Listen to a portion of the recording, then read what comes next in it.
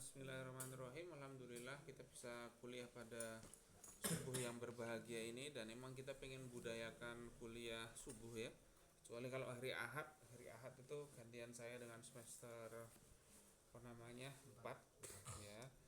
Nah, teman-teman sekalian yang kami banggakan, kita mau bicara tentang buku yang judulnya adalah apa yang antum baca tadi itu, Ulumul Quran fil Ahadits An-Nabawiyah. Ya, jadi buku ini saya mau jelaskan aja sekilas dulu ya, biar kita ini dulu ya, biar kita mulai paham situasinya ya. Jadi buku ini diterbitkan oleh Chair of Quranic Science. Jadi itu apa ya istilahnya, itu semacam organisasi lah gitu yang memberikan semacam apa namanya itu penghormatan pada orang-orang yang emang berprestasi dalam bidang ulumul Quran dan lain sebagainya.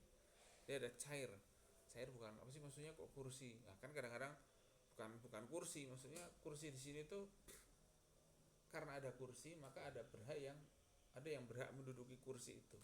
Nah, yang berhak menduduki kursi Chair of Quranic Sciences itu memang orang-orang yang punya karya yang berpengaruh dalam bidang ulumul Quran. Nah, itu makanya Chair of Quranic Science. Nanti ada lagi Chair of Islamic Thought. Nanti ada lagi Chair of Theoretical Physics dan lain sebagainya. Banyak sekali. Yaitu istilah-istilah internasional aja. Ya, orang mendapatkan kursi, ya kan?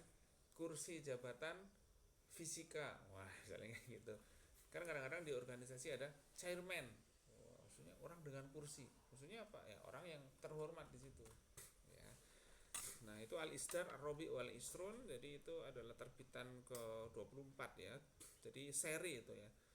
Nah, jadi buku ini membicarakan tentang ulumul Quran tapi dari sisi hadis nabawiyah. Ini agak unik sebenarnya.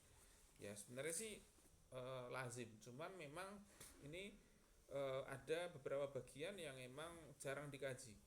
Ya.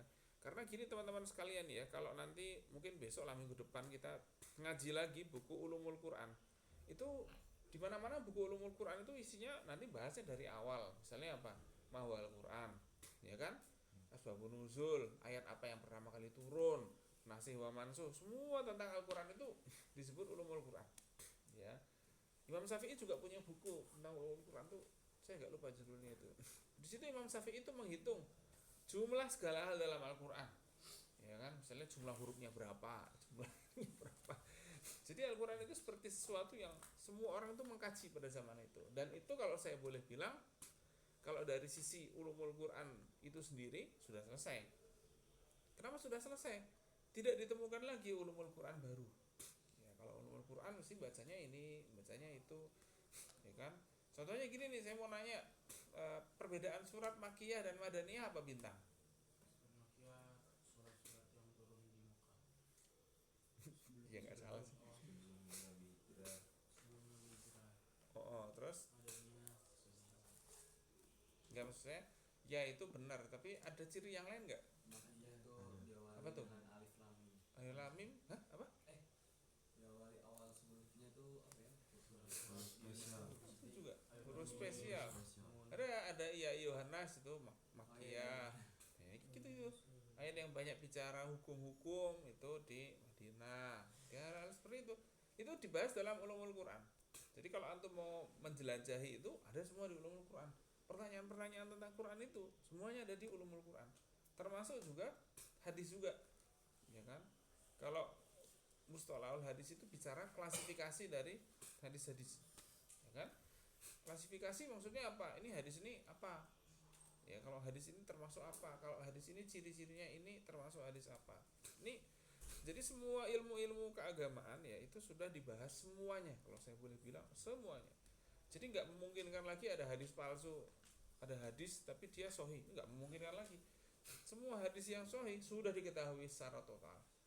Hadis-hadis yang ghairu sahih, itu juga sudah diketahui secara total. Jadi agama ini sudah apa ya istilahnya itu sudah mapan gitu ya. Nah, tapi memang akhirnya orang mulai mengkaji secara lintas tadi itu. Misalnya apa? Contohnya buku ini, Ulumul Quran fil Ahadits An-Nabawiyah. Jadi di sini kajian ilmu Al-Quran, tapi dia hubungkan dengan hadis-hadis Nabi. Maksudnya gimana? Emangnya ada ya hadis Nabi tentang apa namanya, maki madani, awalu manazala wa akhiru manazala. Nah itu yang seperti apa ya kan. Nah ini buku ini khusus untuk meringkas ya, istilahnya itu apa ya, meringkas terus mengkompilasi gitu. Pengarangnya adalah Umar bin Abdul Aziz bin Abdul Muhsin Ad-Duhaisi. Ad-Duhaisi itu saya agak lupa daerahnya ya. Jadi Ustadzut Tafsir wa Ulumul Quran ya. Jadi profesor dalam bidang tafsir dan ulumul Quran. Nah, penerbitnya ini jelas Saudi Arabia ya ini ya. Ini Saudi Arabia, terbitkan tahun berapa ini? 1436. Ya, ini agak baru. 1436. Kita aja sekarang 1446. Ini baru 10 tahun yang lalu buku ini terbit. Ya. Nah, jadi saya langsung ke daftar isinya ya. Nah, teman-teman sekalian, coba baca daftar isinya tuh. Fihrisul Maudu'at. Coba Faris. Mana Faris? Faris, ayo Faris. Fihrisul Maudu'at. Ketemu gak Faris? Fihrisul Maudu'at. Al-Maudu'. Al-Maudu' As-Sofiyah. Al-Maudu' Al-Muqaddimah. Gak usah dibaca sofahnya ya. Muqaddimah. At-Tamhid. Tamhid. Al-Faslul Awal. Manahijul Manahijul A'mati A'imah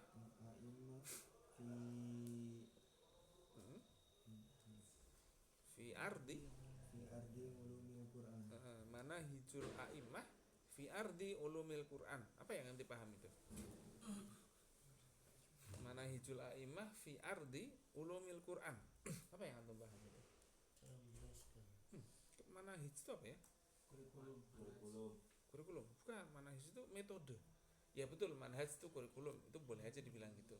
Tapi manhaj itu lebih lazim disebut metode. Nah, jadi metode itu apa ya? Cara-cara atau pendekatan atau tekniknya gimana? Ya kan? Ya metode itu kayak gini, misalnya Messi punya metode dalam mendribel bola dan mengegolkannya. Terus Ronaldo punya metode sendiri. Jadi punya metode masing-masing. Ya. Antum misalnya mendesain suatu flyer atau apa, metodenya beda-beda. Mulai dari mana, ya kan, melakukan apa itu metode. Ya. Nah, metode itu antara satu syekh dengan syekh yang lain itu beda-beda karena memang pendidikannya beda-beda. Makanya ada Manhaj Al-Imam Al-Bukhari. Nah, ini termasuk juga muhaddis. Ya. Di sini ada 6 ya. Manhaj Al-Imam Al-Bukhari, Imam Muslim, ya, Imam Abi Dawud, Imam At-Tirmidzi, ya kan? Imam An-Nasai, Imam Ibnu Majah. Itu ada 6. Itu adalah kutubus sittah. Ya. Kenapa disebut kutubus sittah? Karena 6 buku itu yang banyak yang membicarakan hadis sahih dan juga memperjelas status hadis-hadis itu. Nah, itu ada. Makanya komen yang bagian yang terakhir itu yang penting. Juhudu surahul kutubis sittah fi ulumil Quran. Nah, jadi surah itu apa ya? Surah itu pensarah, ya. Pensarah kutubus sittah itu seperti apa? Nah, jadi kutubus sittah ini kitab-kitab hadis yang 6 itu isinya apa teman-teman sekalian? Itu hadis isinya. Ya disebut kutubus sittah memang isinya hadis-hadis. Ya, jadi ulumul Quran itu tidak lain dan tidak bukan adalah dari pembicaraan dengan Rasulullah SAW. Ya, jadi ada hadis-hadis yang bicarakan ulumul Quran. Tapi memang benar gini, setiap ulama itu menyusun hadisnya dengan metode yang beda-beda. Kalau teman-teman nanti baca Sahih Bukhari, yaitu kitab yang dikarang oleh Al-Imam Al-Bukhari, itu urutan hadisnya beda dengan Imam Muslim. Ya, jadi emang kitab hadis itu urutannya beda-beda. Ada yang mengurutkan berdasarkan dapat hadis apa dulu. Ada yang mengurutkan berdasarkan bagaimana dulu. Nah, ini nanti seru ini kalau kita baca satu persatu. Tapi kalau antum baca sendiri antum akan masdu. Makanya saya akan nemenin antum baca ini. Oke, Al-Faslu Asani coba dibaca. Apa namanya? Atar. Ayo Faslu Asani. Nah, itu urusan ente minjam ke yang lain misalnya. Itu Fatah mesti ada itu. Ya. Fatah. Atar.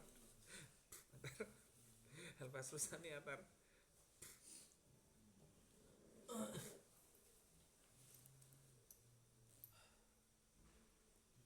Ulumul Quran.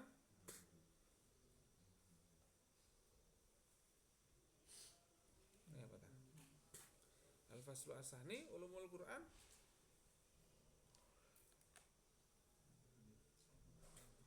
Digedein makanya tar. Kecilan nggak kebaca. Apa itu tar?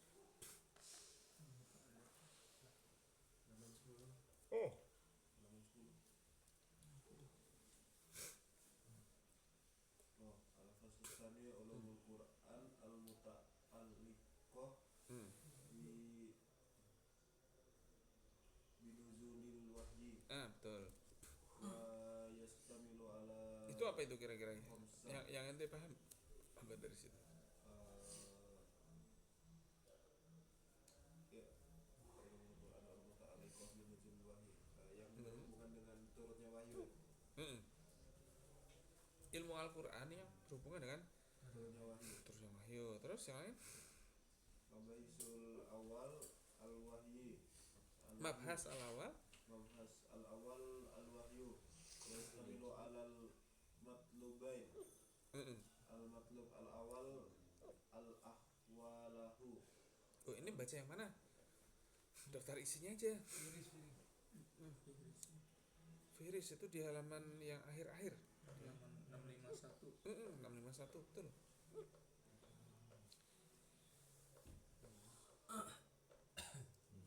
Al-Wahyu terus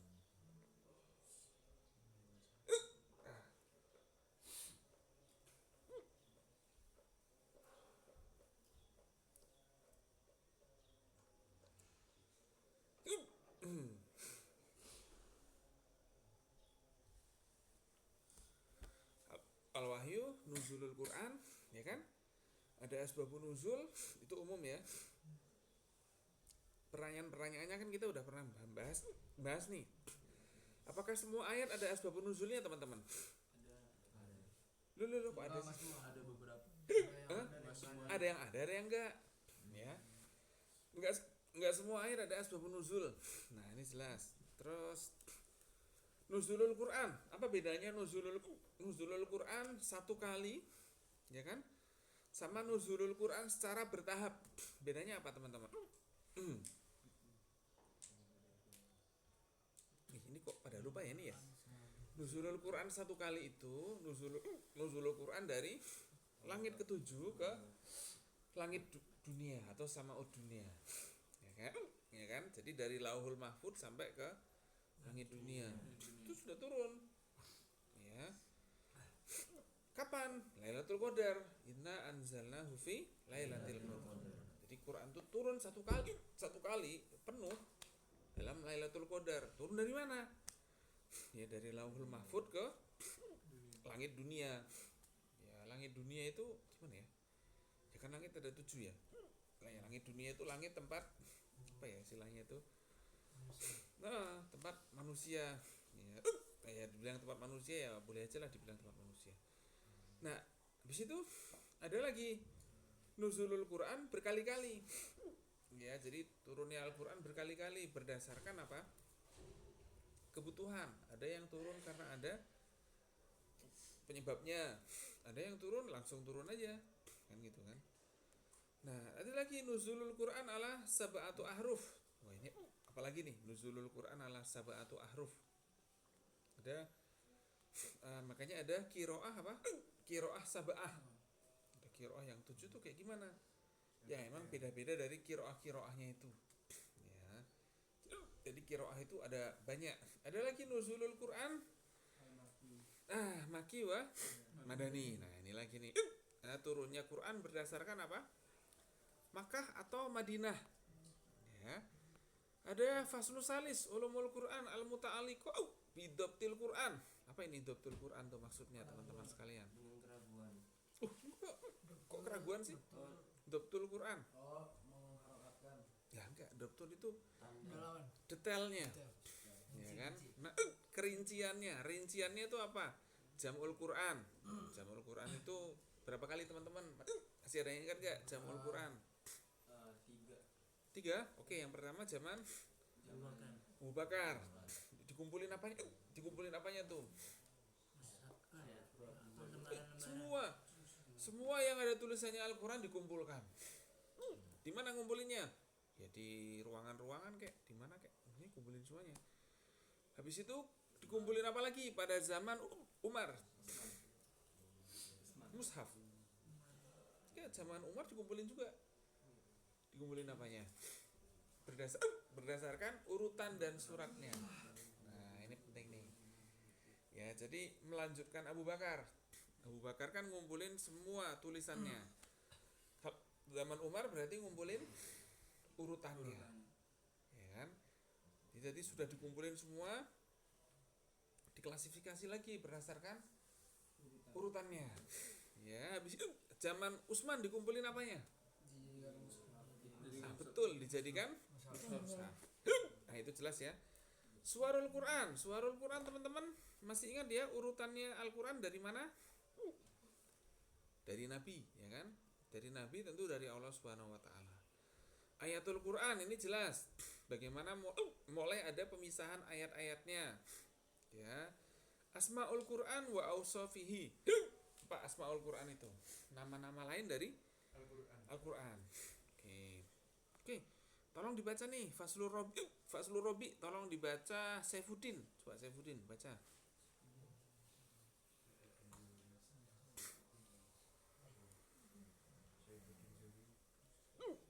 Saifuddin Zuhri emang namanya Saifuddin Zuhri.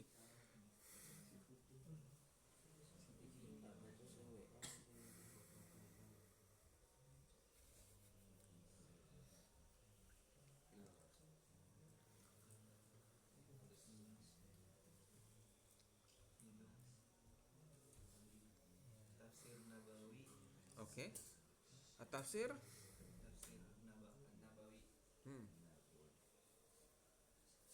Terus Bayan Sunnah Nabawiyah lil Quran. ya Tafsir An-Nabawi, Bayanus Sunnah An-Nabawiyah lil Quran. Ya, terus Ghariba Al-Quran. Gharibul Quran. Gharibul Quran. Hmm. Taqidu Ta'did as-sunnah. Taqidu as-sunnah bil Quran. Ta'did sunnah bil Quran. Oh, maksudnya ta'did itu. Ya, ini ta'did itu dari kata apa ya? Bukan didun ya. Jadi ta'did itu dari kata apa namanya? Ta'udduhum apa ya? Klasifikasi, ya kan? Detail, penguatan dan lain sebagainya tentang sunnah ini berdasarkan apa? Al-Quran. Ya. Jadi ada hubungannya antara Al-Quran dan sunnah. Ya. Makanya ada Bayanus Sunnah An-Nabawiyah lil Quran. Ya, jadi ada tafsirul Quran bis sunnah. Ya, seperti yang kita dulu bicarakan ya. Gimana cara atau langkah-langkah dalam menafsirkan Al-Quran? Pertama apa? Salah satu ayat dijelaskan dengan ayat yang lainnya. Yang kedua apa? Ayat dijelaskan dengan hadis-hadis Nabawi. Nah, itu bagaimana tafsirul Quran bi sunnah. Ya, apalagi yang lain. Ada ayat tuh dijelaskan dengan apa? Selain dijelaskan dengan hadis, dijelaskan dengan keterangan ulama tentang hadis dan ayat itu. Nah, disitulah letaknya tafsir itu ada. Oke, Faslul Homis, coba bicara Faslul Homis nih. Faslul Homis tolong dibaca dan K.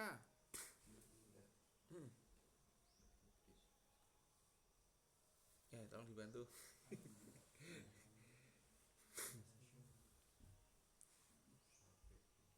Faslul Homis Ulumul Quran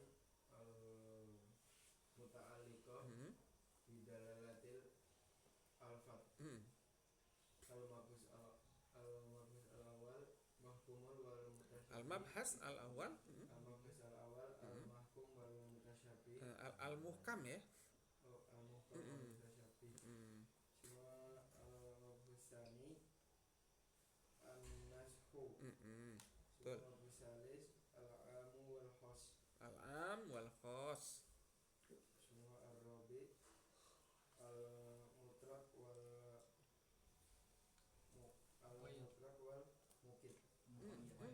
muqayyad. Nah, betul ya. Kalau al-muhkam wal mutasyabih itu apa? Dan Hukum dan muhkam bukan masalah hukum. Hmm. dihukumkan. Bukan dihukumkan.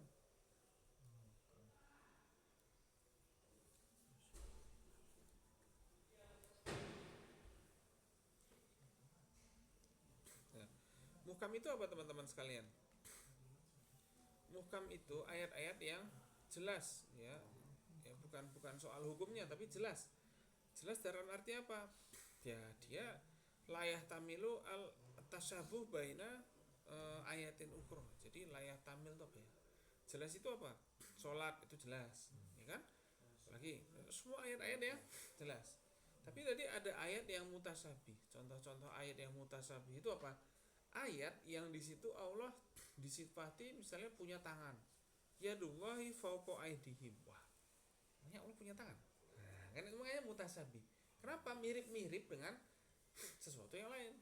Padahal jelas sekali bahwa sifatullah itu ada mutasbih. Jadi nggak bisa kita mentasbih sifat Allah dengan sifat makhluk.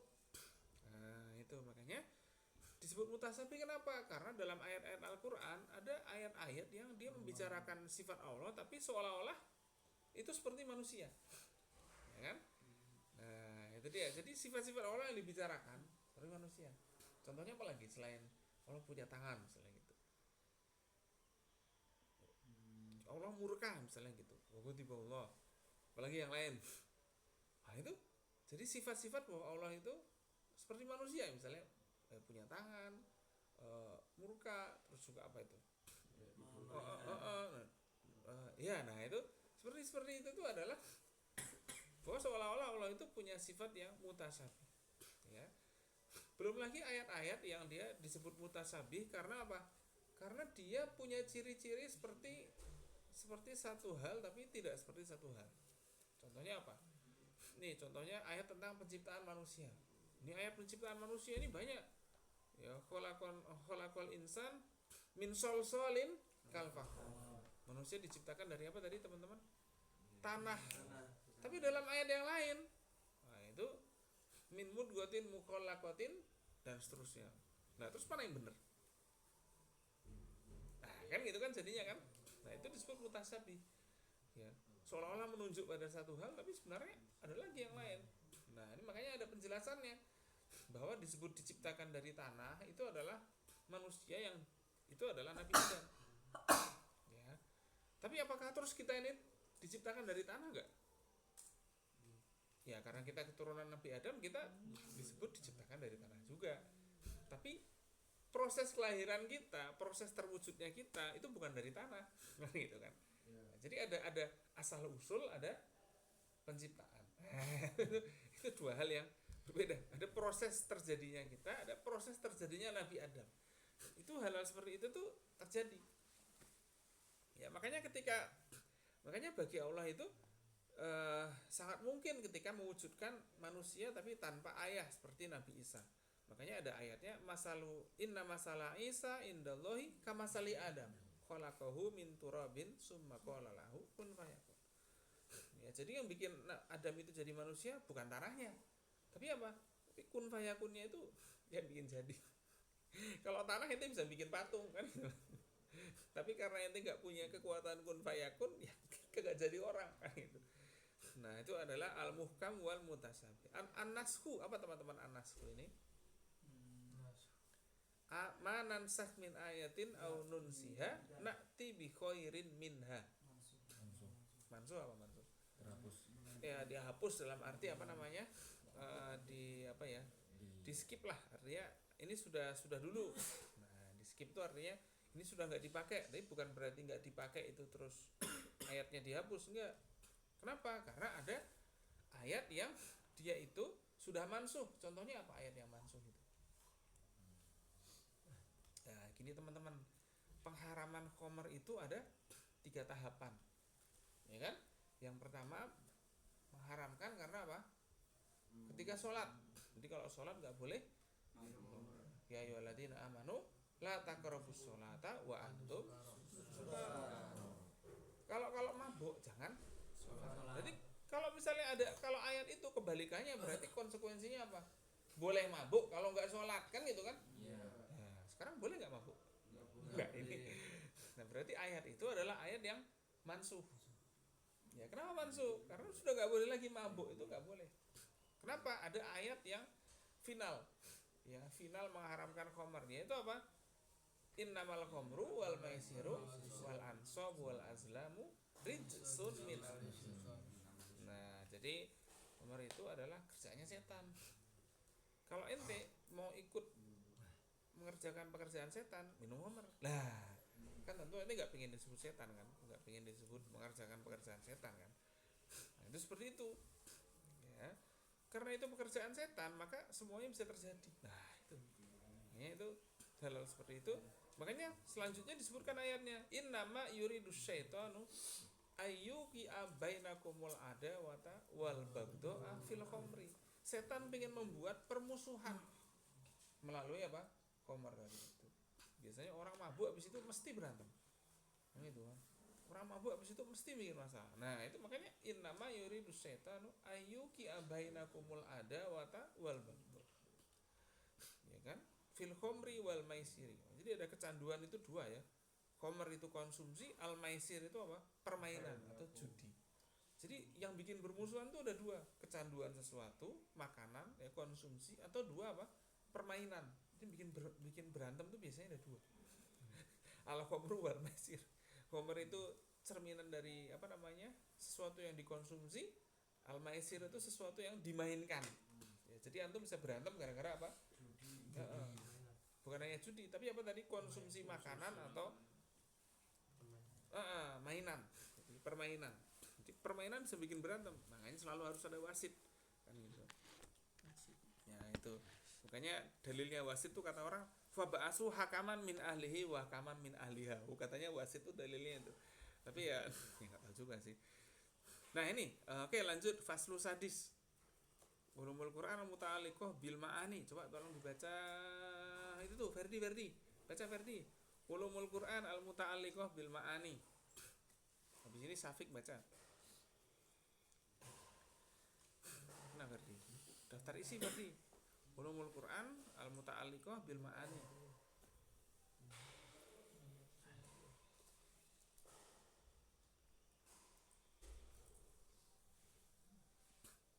Ayo Ferdi.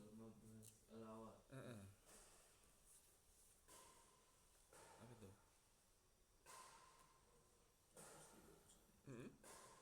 Coba dibaca Ferdi.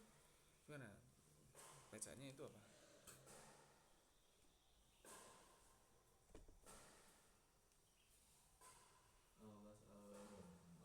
Al-istimam min al-Quran. Asnallahu ta'ala fi kitabil karim ala ahli Firis. Ini bukan baca semuanya. Firis. Al-mabhas al-awal. Al-istimbat. al-istimam min al-Quran. Apa artinya al-istimbat min al-Quran? Intisari dari Quran. Gimana teman-teman? Intisari dari Quran. Istimbat min al-Quran itu apa ya? Maksudnya tuh pengambilan kesimpulan. Ya, pengambilan kesimpulan itu apa? Ya, tafsir itu tadi. Ya.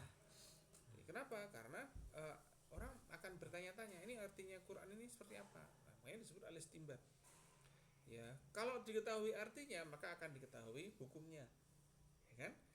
Nah, itu. Terus ada muskilul Quran. Apa itu? Muskilul Quran. Muskil. Apa muskil? Masalah. Ya, kita taunya muskil itu masalah. Muskil itu bikin perdebatan sebenarnya. Kenapa? Dari kata syakel. Karena kita nggak sepakat tentang bentuknya gimana. Ya kan? Muskilul Quran disebut muskil. Kenapa? Karena ada bentuk yang tidak jelas, yang tidak bisa disepakati. Itu yang muskil. Muskil itu karena tidak bisa disepakati. Itu artinya. Makanya disebut masalah itu karena bisa bikin perdebatan. Ya. Wah, ini muskilah ini. Nah, ini bisa bikin perdebatan yang panjang. Ya. Contohnya kayak gini yang muskil itu.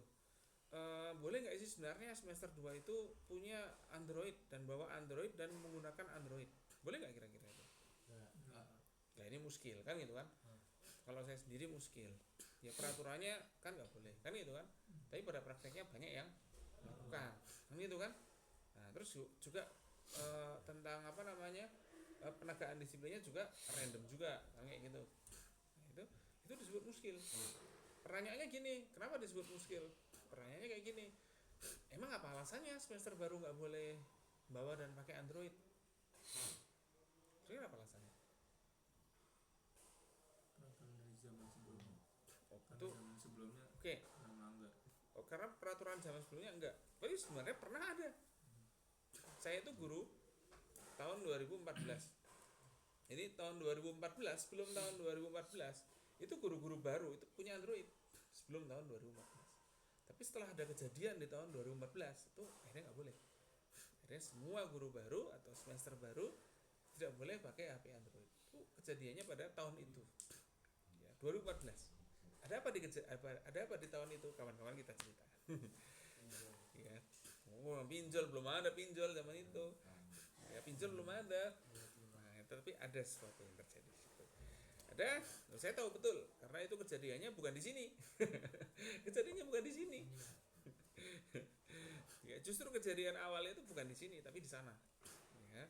Muskilul Quran ada apa itu? Muhimut ta'arud wal ikhtilaf.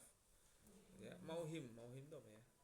Ada disebut yang orang yang bilang mauham, ada mauhimut ta'arud. Jadi letaknya di mana? Ya, jadi mauhim itu dari kata waham. Ya, lokasi yang menjadikan keraguan. Ya. Ini ta'arud itu adalah perdebatan. Perdebatan kenapa? Karena sama-sama benar. Ya. Ikhtilaf, kalau ikhtilaf itu perbedaan. Ta'arud itu pertentangan ya. Pertentangan itu kenapa? Karena sama-sama benar dan saling bertentangan. Misalnya sama-sama benar tapi saling bertentangan tuh kayak gini nih contohnya. Oh iya, kalau semester baru katakanlah alasannya nggak boleh punya Android karena belum apa namanya, ya karena belum dewasa. Lah, belum bisa bijak menggunakan. Lah emangnya kalau semester atasnya udah bijak menggunakan? Nah itu kan berarti contoh ta'arud, sama-sama benar tapi bertentangan, ya kan? Kalau ikhtilaf itu apa? Beda tapi apa? Sama-sama benar. Tapi dia tidak bertentangan, tapi versinya beda. Contohnya apa? Nanti apa namanya? Kalau ngerjakan tugas, nanti ngerjakan tugas kalau ngedit pakai apa videonya? Nah, itu ikhtilaf. Ya kan? Mau pakai ini, mau pakai itu sama aja. Yang penting tujuannya sama. Tapi kalau ta'arud ini tujuannya sama tapi teknisnya beda. Ya, kalau ikhtilaf itu soal tujuan mana atau cara mana yang paling benar, bukan alasan mana yang paling benar tapi cara mana yang paling benar. Ya, teman-teman kalau antum misalnya ngedit video, aplikasinya pakai apa biasanya? Ada yang pakai CapCut, ada yang lain? Ada Canva, ada yang lain? Nah sekarang saya mau nanya, mana yang paling benar? Ya, semuanya benar menurut yang masing-masing. Kan gitu kan? Tapi gini nanti akan muncul ta'arud, tapi terjadi ta'arud. Wah ini kalau ya mana yang paling gratis, kalau teman-teman mesti akan nyari itu kan, mana yang paling gratis. Ya, mana yang paling bisa membantu. Nah itu makanya ada ta'arud. Ta'arud itu hal yang bertentangan tapi emang bisa tarik ulur, sama-sama benar. Nah kayak tadi itu semester baru nggak boleh bawa Android, kenapa? Karena belum bisa bijak menggunakan. Loh emangnya semester yang atas semuanya bijak menggunakan? Enggak juga kan gitu kan. Nah jadi ada hal-hal yang seperti itu. Ya. Nah makanya teman-teman seperti itu contohnya. Ada amsalul Quran. Apa itu amsal teman-teman? Misal? Enggak. Amsal bukan misal. Amsal. Apa safik? Apa itu amsal? Masalah. Hah? Bukan masalah. Apa itu safik? Contoh. Agak bener sih. Jadi masal, dari kata masal ya. Amsal dari jamaknya apa? Masal. Masalun, masalani, amsalun. Amsal itu perumpamaan. Ya kan? Nah, dalam Al-Qur'an sering wa daraballahu masalan rajulaini ahaduhuma apa itu? Abkamu la yaqdiru ala syai'in mimma kasabu. Dan seterusnya. Jadi innallaha la yastahi ayyadriba masalan ma ba'udatan. Kenapa kok Allah bikin permisalan itu seperti nyamuk? Apa hebatnya nyamuk? kan biasa aja kan. Tapi gini, coba ente mikir, orang bikin patung gajah bisa nggak? Bisa. Bikin patung gajah sesuai bentuk aslinya, sesuai ukuran gajahnya, bisa nggak? Nah sekarang pertanyaannya diganti, orang bisa nggak bikin patung nyamuk sesuai ukurannya? Ini mulai seru ini, mulai rumit ini. Bikin patung nyamuk sesuai dengan ukuran nyamuknya. Itu mulai sulit ini, kan gitu kan? Mulai sulit itu dalam arti, wah lah ini. Terus juga gini, oke, nyamuk itu gara-gara nyamuk orang bisa dapat rezeki nggak? Bisa apa contohnya? Jadi ada obat nyamuk. Itu andai kata di dunia ini gak ada nyamuk, itu pabrik obat nyamuk mesti bubar. Ya kan? Belum yang lain, apalagi? Obat apa lagi selain obat nyamuk? Obat tikus bukan. Obat air. Di air itu nyamuk itu berkembang biak di air. Nah, mesti dia perlu ada obat untuk nyamuk-nyamuk yang masih jadi air. Ya kan? Dan itu juga kadang-kadang jentik-jentik nyamuk itu bisa dijual. Buat apa? Makan ikan. Nah, itu bayangkan gara-gara nyamuk aja banyak rezeki yang muncul, pintu-pintu rezeki banyak yang terbuka. Tapi sekarang anak mau nanya, gara-gara gajah pintu rezeki apa yang terbuka? Ya itu kan ini liar kan itu kan, nggak semua orang bisa beli kan gitu, nggak umum gitulah. Dan gajah itu nggak hidup dimanapun, ya nggak. Kalau ada gajah ke asrama kita nggak ada kan gitu kan. Ya, kalau nyamuk ada, kalau tikus kan enggak. Ya, maksudnya tikus itu ya enggak jarang lah. Tapi nyamuk mesti ada di sini kan. Ada nyamuk nggak di sini? Ada. Bisa ada nyamuk itu bisa ada ke sini. Ya, kalau laler mungkin kadang-kadang kalau ada makanan doang. Tapi kalau nyamuk itu di mana ada orang, di situ ada nyamuk. Ya, gitu aja. emang kayak gitu itu amsal, makanya daraballahu masalan. Nah, itu tadi. Jadi innallaha la yastahi ayyadri wa masalan ma ba'udatan fama fawqa. Ya. Ada mufradatul Quran. Mufradat Al-Quran itu apa masalah mufradat Al-Quran teman-teman sekalian? Nah, teman-teman sekalian harus tahu bahwa saya kasih tahu nih, Quran itu dengan bahasa apa? Oke, apakah semua isi Al-Quran itu diketahui orang Arab? Nah, justru ada ada bahasa Arab yang tidak diketahui oleh orang Quraisy seperti itu. Contohnya apa? Zanjabilan. Enggak tahu juga. Apa itu zanjabilan? Ya, jahe. Kita tahu artinya. Kalau koswaroh apa? Farad min koswaroh. Apa itu koswaroh? Singa. Iya kan? Iya. Ya, jenis-jenis singa. Padahal di sana enggak ada singa, kan gitu kan? Masih ada lagi yang lain. Makanya sampai ada seorang orientalis itu, dia menulis ada banyak sekali mufrodat dalam Al-Quran yang dia bukan bahasa Arab. Wah, sampai kayak gitu. Ya kan? Tapi pertanyaannya kayak gini, kalau emang banyak bahasa-bahasa dalam Al-Quran yang bukan bahasa Arab, apakah terus Nabi itu mempelajari bahasa itu dari umat-umat sebelumnya atau enggak? Ya enggak. Justru itu menunjukkan bahwa Al-Quran adalah mukjizat, bahwa di dalamnya ada yang tidak diketahui oleh orang-orang Arab sekalipun. Nah, di situ loh letaknya mukjizatnya itu di situ, dalam mufradatul Quran. Makanya kalau antum mau mau cari bukunya, ada buku The Vocabulary in Holy Quran kalau nggak salah, yang dikarang oleh Arthur Jeffrey. Ini orientalis yang dia tuh nulis dan menjelaskan banyak sekali mufradat dalam Al-Quran yang dia tidak ada dalam bahasa Arab asli. Kayak gitu. Tapi sekarang Al-Quran itu sekarang sudah dijadikan standar bahasa Arab yang fasih. Nah, kalau orang pengen belajar bahasa Arab yang fasih, maka rujukannya adalah Al-Quran. Jadi kayak gitu. Jadi dulu kalau antum sekarang kan biasa aja dengan Quran bahasa Arab, oke. Tapi ternyata masih banyak sekali mufradat, bukan banyak ya. Ada tapi bukan banyak. Maksudnya ada beberapa mufradat dalam Al-Quran yang dia bukan berasal dari bahasa Arab. Ya. Bahkan sahabat Nabi pun juga beberapa nggak tahu.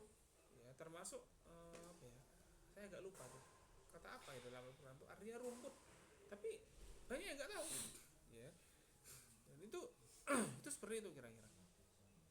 Al-Fasl As-Sabi, coba Safik dibaca itu daftar isinya Al-Fasl As-Sabi. Nah, Ulumul Qur'an al-muta'alliqah bi qiraatil Qur'an wa suhu nah wahoso isihi. wa isihi. Kenapa kok wahoso isihi Safik? Kenapa bukan wahoso isu? Kira-kira kenapa? Ya ada bi-nya ya. Bi qiraatil Qur'ani wa wahoso isihi. Nah, ayo baca Safik. Al-mabhas al-ula Al-awal qiraat al-Qur'aniyah qiraat Al-Qur'aniyah. mabhasani tilawatul Qur'an Tilawah Al-Qur'an. mabhas asali tajwidul Qur'an mabhas rabi fadail Qur'an Mabhas al-khamis. mabhas al-khamis masaisil Qur'an. Oke. Qiraat Al-Qur'aniyah. Teman-teman sekalian, qiraah itu ada berapa? Ya, itu adalah qiraah yang mutawatirah atau qiraah yang mu'tabarah. Ada qiraah yang qiraah itu sampai ada 10 sebenarnya. Ada qiraah 10. Ya, tapi setelah itu masih ada qiraah-qiraah yang lain. Ada cara membaca yang lain. Kenapa? Karena Al-Qur'an itu turun di tengah-tengah masyarakat yang sangat majmuk. Majmuknya gimana? Ya, majmuknya itu sukunya macam-macam. Ya. Di Arab itu, antum tahu nggak di Makkah itu sukunya ada berapa? Banyak tuh. Apa aja coba sebutin? Suku Aus dan Khazraj itu di Madinah. Ya kan? Ya emang ada juga sih orang Aus yang tinggal di sono, mungkin jagain barang dagangannya atau apa ya mungkin aja. Ya, itu Quraisy itu orang-orang Quraisy itu disebut suku besar. Ya, sama disebut suku bangsa. Kayak kita nih, kita menyebut kita adalah bangsa Indonesia. Nah, gitu loh. Ya. Jadi orang itu menyebut nama Quraisy itu supaya menjadi identitas persatuan. Sama kayak kita menyebut kita nih orang Indonesia. Tapi kan di Indonesia ini banyak suku-suku yang lain. Apa contohnya? Jawa, Sunda, apa lagi itu? Bugis. Kan? Ini banyak sekali ternyata suku-sukunya. Sama kayak orang Quraisy itu sukunya juga banyak. Ya kan? Tapi sukunya dulu itu dinamai dengan keluarganya. Ya kan? Misalnya Nabi itu Bani Hashim. Yang sono Bani apa namanya? Bani Abbas, sono lagi Bani yang lain, sono lagi Bani yang lain. Bani banyak sekali. Tapi disebut suku Quraisy karena di situ adalah identitas bangsanya itu. Ya. Maka kayak ada Rum. Apa itu Rum itu? Romawi. Ya kan? Bangsa Romawi. Makanya disebut bangsa Romawi. Tapi apakah sukunya cuma satu? Banyak suku yang lain. Bangsa Romawi itu isinya macam-macam. Ada apa namanya?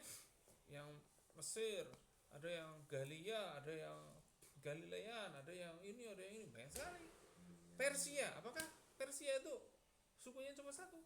Enggak juga, banyak. Ya kan? Kayak dulu ada Daulah Bani Abbasiyah. Nah, saya mau nanya, apakah di situ sukunya cuma Bani Abbasiyah doang? Enggak. Ada banyak suku di situ. Ada yang orang Arab, ada yang Persia, ada yang Turki, ada yang ini, ada yang banyak sekali. Etnis, makanya ada istilah apa? Etnis berdasarkan apa? Asal usul daerahnya. Nah, ini makanya disebut apa namanya? Makanya ada kiroat itu, kiroat ada banyak itu karena ada banyaknya suku-suku yang itu tadi. Akhirnya membaca Quran itu berdasarkan banyak sukunya itu tadi.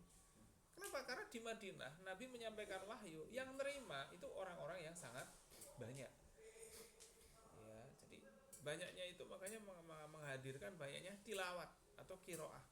Makanya ada tilawah ini kapan waktu baca yang baik, gimana ada tilawah dan lain sebagainya, itu banyak sekali.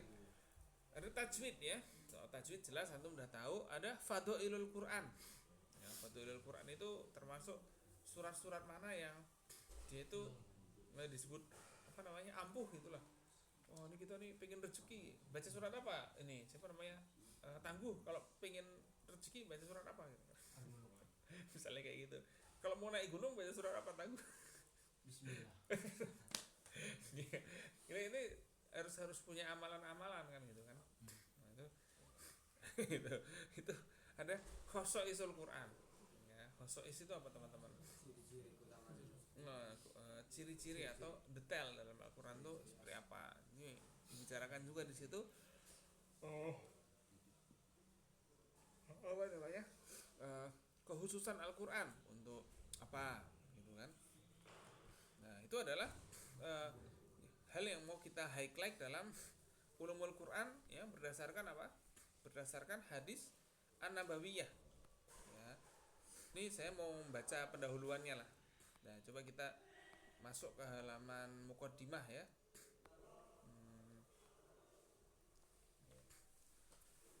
Nah ini dari muqaddimah ya. Udah baca muqaddimahnya belum? Coba. Aditya, udah lihat muqaddimah? Muqaddimah di awal. Muqaddimah Kursiil Quran wa ulumihi.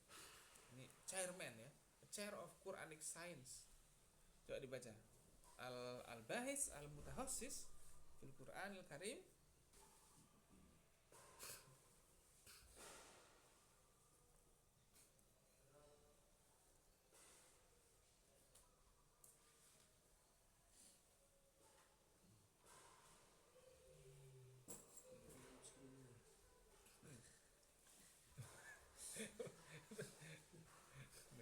Ya sih belajar masih baik lah daripada nggak belajar kan ya.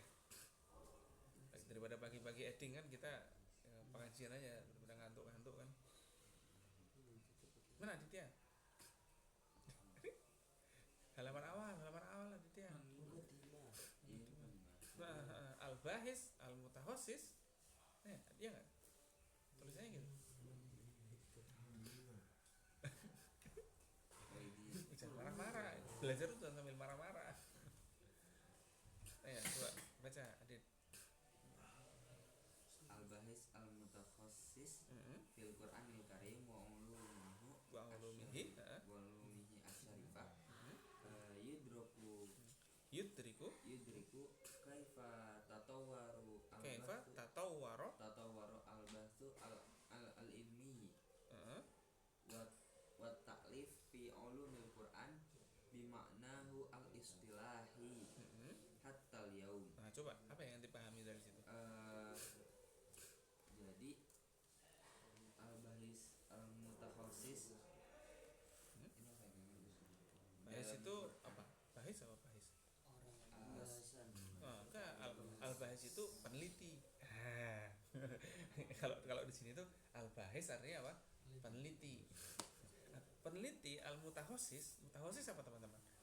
Khusus. Ya, spesialis. Peneliti yang peneliti spesialis Quran gitu. Yang spesialis Quran wa ulumihi dan ilmu-ilmunya. Yudriku kaifa tatawwar al-bahsu al-ilmi. Mencari yudriku itu mengetahui kaifa tatawwar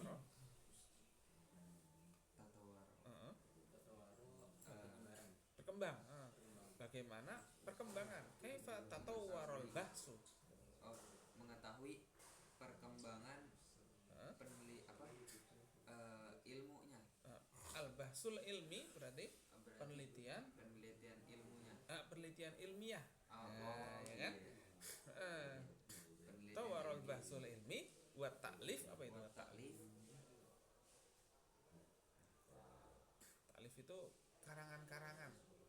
Jadi perkembangan penelitian ilmiah tentang Al-Quran. Contohnya apa? Sekarang yang ngetren penelitian ilmiah tentang Al-Quran itu bagaimana menghubungkan Al-Quran dengan ilmu pengetahuan. Itu sekarang kayak gitu.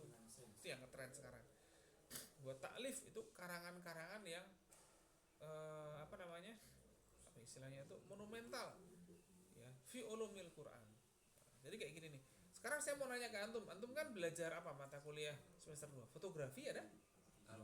Apa itu yang terkait dengan fotografi atau jurnalistik atau apa? Ada nggak? Kalau semester 2 ini ada materi apa yang dipelajari? Hah? Teori psikologi. Psikologi komunikasi. psikologi. Psikologi komunikasi. Terus sosiologi. Yang lain teori-teori komunikasi. Yang lain lagi ada? Komunikasi lintas budaya. Komunikasi lintas budaya. Kalau semester 1 kemarin jurnalistik. Ada prakteknya nggak jurnalistiknya? Ya. Sekarang gini, saya mau nanya, yang paling ngetren di jurnalistik sekarang apa? Nah, ini berarti antum nggak ngikutin tren jurnalistik sekarang. Nah, gitu kira-kira. Jadi membicarakan jurnalistik itu kita harus membicarakan juga jurnalisnya siapa sekarang yang ngetren. Nah, kayak gitu. Jadi mestinya antum tanya, kalau misalnya antum teori-teori komunikasi, Ustaz, ini buku apa yang ngetren di sini? Atau sekarang trennya teori komunikasi itu seperti apa? Nah, jadi setiap kali ada pembicaraan mesti ada yang trending. Misalnya gini nih, kita ngomong tentang Twitter tahun baru, apa yang trending dari tahun baru? Videonya kayak apa kira-kira? Kembang api. Bikin video apa kira-kira yang tren? Ada ini, ada yang ngumpulin foto-foto terus dibikin kolase video banyak sekali 2005, 2006 kan itu kan. Dia bikin tren seperti itu. Nah, jadi sekarang apa yang ngetren? Nah, itu jadi membicarakan tren itu perlu. Kenapa? Karena tren itu biasanya menunjukkan bahwa ini adalah, tapi tren itu kayak gini ya teman-teman ya. Tren itu karena ada kejadian atau sesuatu yang sederhana, atau tren itu adalah sesuatu yang rumit dan canggih. Ya. Misalnya tren yang rumit dan canggih itu seperti apa? Ya misalnya orang bikin video isinya foto banyak sekali tahun 2025. Ya emang kelihatannya gampang, tapi ngumpulin fotonya kan susah juga ya. Banyak sekali foto-foto itu yang dikumpulin. Itu tren. Kenapa? Karena canggih. Ada lagi tren yang sederhana. Contohnya apa? Sedia aku sebelum hujan. Oh, tak ketak sedia aku sebelum hujan. Ini siapa nih yang tren 2026? Sedia aku sebelum hujan. Aku ini apa? Kan itu kan. Apakah ciduk, apakah payung, apakah toam, apakah uang, apakah apa? Gitu kan. Itu contoh tren. Ada tren tapi sederhana, ya kan? Kenapa? Ya, dia di kata-kata sederhana yang diucapkan artis-artis aja kan kayak gitu kan. Itu sederhana. Ya, tapi ada tren yang dia itu apa? Rigor itu apa ya? Rumit. Ya, teknik fotografi apa yang menarik. Nah, itu adalah tren. Rumit, tapi akan dipakai lagi. Kenapa? Biasanya tren-tren yang rumit dan seru itu akan lagi. Nah, itu sama. Kalau orang yang spesialis meneliti ilmu Al-Quran, dia mesti tahu tuh bagaimana perkembangan ilmu Al-Quran zaman sekarang dan juga tren buku apa yang diterbitkan di hari-hari kayak gini nih. Nah, karena kan semua orang punya tren masing-masing. Ya, kita ini meskipun di dunia, tapi kita ini menjadi bagian dari masyarakat yang kecil-kecil. Apakah masyarakat hobi kita, kan itu kan? Apakah masyarakat terkait dengan ilmu tertentu? Nah, itu seperti itu. Misalnya mancing, masyarakat mancing sekarang ini apa trennya? Kita kan nggak tahu kan. Ya bukan berarti kita bodoh, karena kita bukan komunitas itu kan gitu. Itu kalau antum mau tahu, antum tanya ke anak-anak yang mancing di pinggir sungai sana itu di mana itu. Antum tanya, punya grup pemancing nggak? Wah, kalau nggak punya dia mancingnya hanya iseng. Kalau dia sampai punya, oh berarti dia ngikutin tren permancingan. Nah, makanya kadang-kadang ada grup komunitas kan gitu kan. Ya. Nah, sekarang yang ngetren di video-video atau di IG apa kira-kira? Video apa? Nah, itu akan diremix lagi, Nah, itu kayak gitu. Ya, jadi itu adalah namanya tren ya. Bima'na huwa istilahi hatal yaum, jadi sampai hari ini. Wa inda tadqiq fi musannafat ulumil Quran. Jadi sampai detail-detail dari terbitan-terbitan ulumul Quran seperti apa. Ya. Nah, jadi itu ya, coba dilanjutkan bacanya. Rifki. Wa inda tadqiq fi musannafati ulumil Quran. Kasih tahu tuh Rifki kayaknya bingung.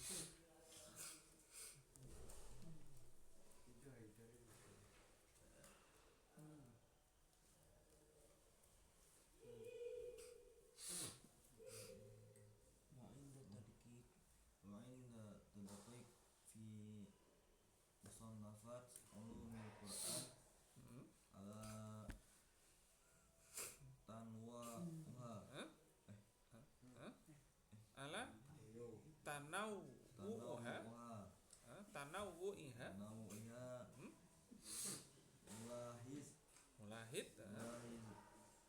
Al-Qusuru fi tafsili masaili ulumil Qur'an Hmm? min hilalil ahadits an-nabawiyah Hmm? mutafarriqatu fi dawawin kitabus sunnah Kutubis sunnah. kutubis sunnah Hmm? romu Rokma. arokma ahamiyatihal Nah, usu Al-Quswa. uswa fi taksil ilmi Hmm? wa daruratu Bad'i biha biha indal indal hadis. wal bahthi fi hadhil ulumil muta'alliqatu bil Qur'anil Karim. Nah, coba apa artinya Bu Rifki? Coba ente cerita yang ente pahami gimana tuh? Wa inda tadqiq fi musannafati ulumul Quran. Itu gimana tuh?